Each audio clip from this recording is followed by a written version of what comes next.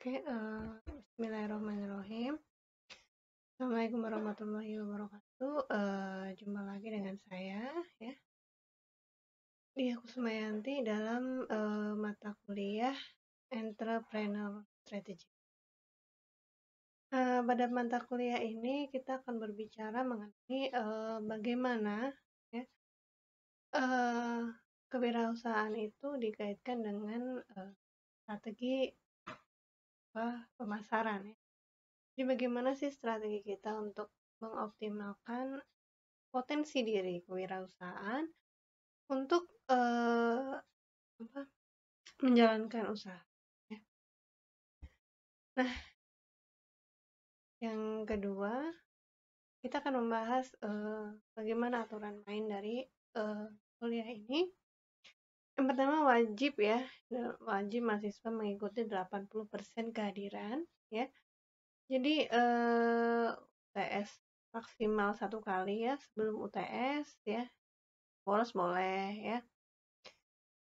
Terus setelah UTS 1 kali, tapi nggak boleh lebih dari itu ya. Harus 80% kehadiran.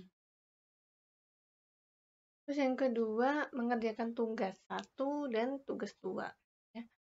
Jadi saya harap mahasiswa semuanya bisa ya mengerjakan tugas 1 dan tugas 2. Kenapa? Untuk mengoptimalkan nilai ya. Karena kan jadi misalkan UTS-nya 90, UAS-nya 85. Itu bisa jadi B+ atau A- ya. Kan sayang ya ada embel-embelnya minus gitu ya. Jadi tugas ini sangat membantu. Saya nggak pelit kok dalam ngasih nilai ya. Tapi kalian harus punya tanggung jawab. Itu adalah tanggung jawab kalian. Nanti kalau kalian di dunia kerja, ya harus tahu tanggung jawab kalian. Oh ini kesini, ini kesini, ini kesini. Jadi kalau saya tuh semakin saya itu sibuk, jadwal saya tuh semakin teratur. Ya. Jadwal saya semakin teratur. Jadi kalian itu jangan, saya kan alasan ya, saya sibuk di sini, di sini, di sini, di sini. Justru karena kalian sibuk, kalian harus punya itu agenda, buku agenda, ya. Oh, apa sih poin-poin yang harus dikerjakan? Akan poin 1 dengan Budia, tugasnya entrepreneur strategic, ada tugas membuat makalah yang dikerjakan, terus dan lain sebagainya. Jadi kalian punya dari sekarang ya punya buku agenda ya, nggak usah beli buku agenda ya, buku tulis biasa aja, buku tulis biasa kalian catat untuk catatan harian kalian. Nanti kalau misalkan kalian sudah terbiasa seperti itu, nanti ketika menjalankan bisnis itu akan terrecord gitu ya. Jadi ini orderan si A, apalagi kalian sistemnya PO ya, PO itu pre-order. Misalkan kalian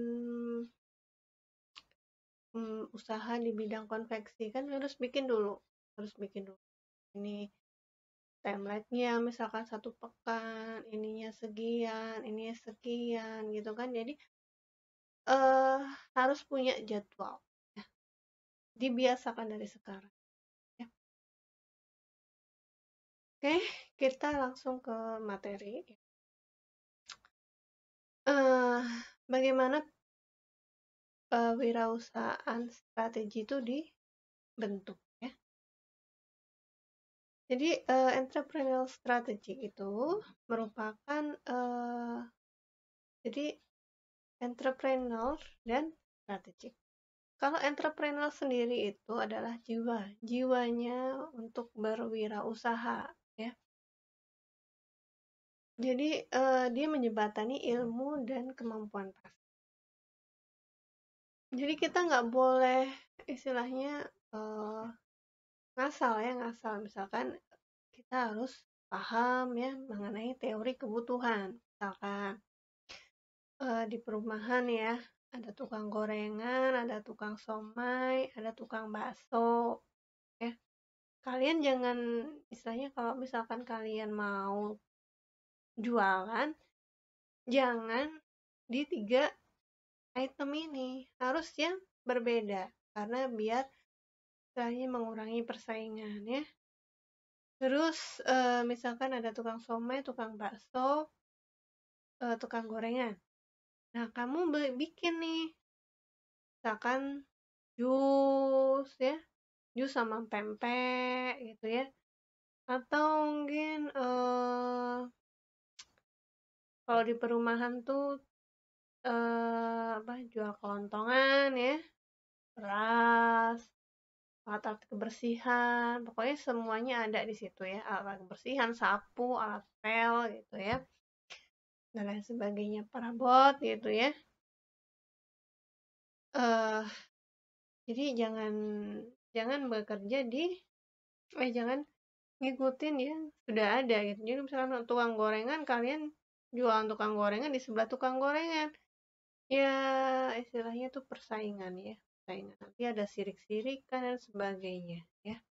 Jadi yang beda ya. Nah, kemudian kewirausahaan strategik itu apa? Ya. Jadi kewirausahaan strategik itu adalah aktivitas pencarian atau menciptakan peluang usaha ya. Yang tadi ya, mencari peluang usaha tapi harus kreatif ya, kreatif atau menciptakan keunggulan yang membangun keunggulan daya daya saing. Misalkan ya, kalian tahu kayu putih ya. Kayu putih itu kan kita buat obat gosok ya, obat gosok ya. Terus apa sih namanya? Biar nggak kembung, menghangatkan badan dan sebagainya. Ternyata kayu putih itu food grade ya, food grade. Jadi eh saya dulu orang-orang zaman dulu tuh di kampung ya, ibu ibu hamil tuh kan nggak boleh minum obat ya, nggak boleh istilahnya sembarangan minum obat, bahkan paracetamol saja itu ada aturannya ya. Mungkin belum apa ya, belum belum teruji klinis ya, tapi eh dari teman-teman dan saudara saya gitu ya, yang istilahnya hamil tapi nggak ketahuan, kan pusing gitu ya, pusing, mual, masuk angin, kembung kayak gitu kan orangnya kan, orang ke ini. Kemudian dia minum Bodrek gitu kan, Bodrek. Nah, itu kan ada aspirinnya itu kan. Terus ternyata anaknya ada apa, klep jantungnya nggak bisa menutup atau kebocoran jantung. Itu saya ketika saya bertemu dengan teman atau saudara ya, kenapa Bu anaknya? Saya ada kelainan jantung atau gimana? Aku dulu waktu hamil pertama ini ya, trimester pertama ibu nggak ketahuan terus minum Bodrek. Oh iya, dari semuanya bilang iya gitu kan.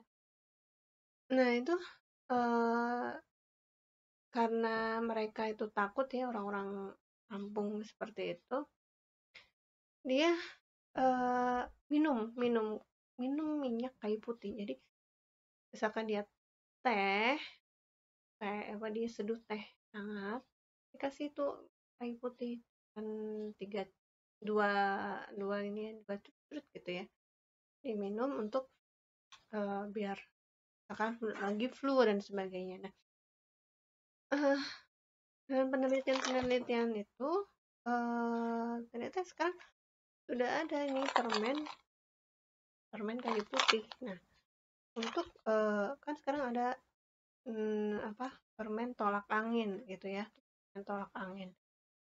Nah, ada juga sekarang permen kayu putih ya. Ya rasanya sih kayak peppermint ya, peppermint apa sih namanya, Sakutra Pastilles dan sebagainya gitu kan. Tapi lebih ke apa ya, menghangatkan gitu kan. Apalagi nih sekarang kan lagi musim-musimnya corona nih ya, kata